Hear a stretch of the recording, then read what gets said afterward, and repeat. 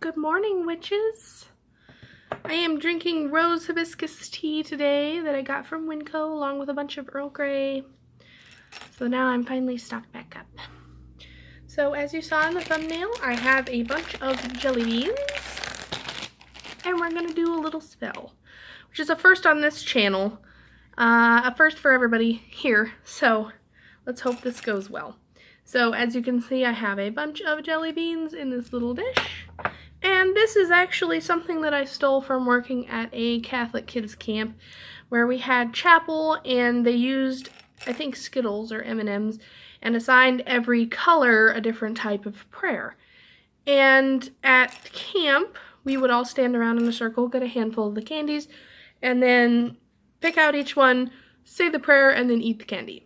So I don't remember what the actual colors were when I did this at camp, so I just reassigned every color to a different type of prayer. This doesn't have to be a prayer unless you actually pray to your deities. I have a rosary for Hades. I don't really use it much, but I don't personally pray to my deities very much. We kind of just have more of a conversation. So this is probably more for getting your thoughts out there if you're sitting at your altar and you want to eat a bunch of candy and you need a reason for it, then this is for you. So I assigned each color a different type of prayer, as I said. The red jelly beans are a prayer for yourself, and I keep saying the word prayer because that's how we did it at camp. It doesn't have to be a prayer. It can be an affirmation. It can be an incantation. It can be whatever type of thing that you want to do quickly and succinctly, eating candies out of a bowl. So, the red bean is a prayer for yourself. This can be, as I said, an affirmation.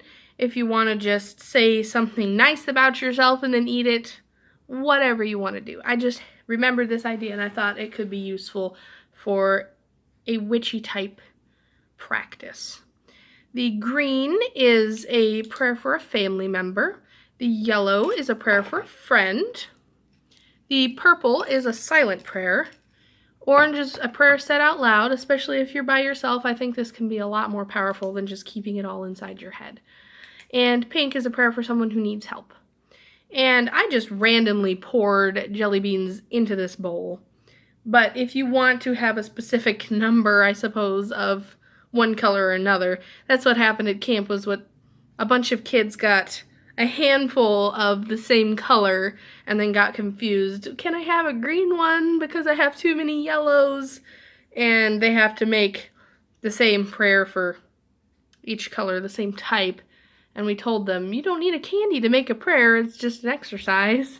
But they got confused and upset, so then we ran out of candy. So they didn't really, I think they just wanted to eat it. Anyhow, so this is a simple spell that I'm going to turn the camera off and eat all these candies because I have a bad habit of already having eaten half of the bag before I thought of this idea. And I said, hey, here's a cool thing that I remember.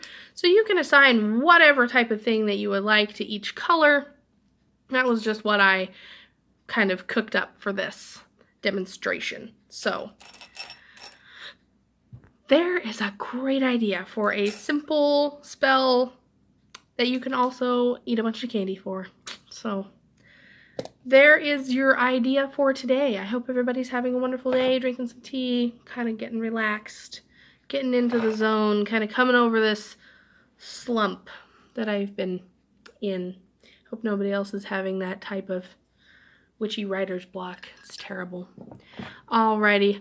Everybody have a fantastic day. Tell me how that spell goes. What else you can do with candy for witchcraft. That'd be a wonderful thing to do. 101 things to do with candy in witchcraft. You can bring in like $500 worth of Halloween candy in here. Just by the end of the video, I'm sitting here in a giant pile of wrappers, just trying to make excuses for why I ate all that candy. Anyhow, I hope you enjoyed this video, and I'll see you guys probably tomorrow. Mwah.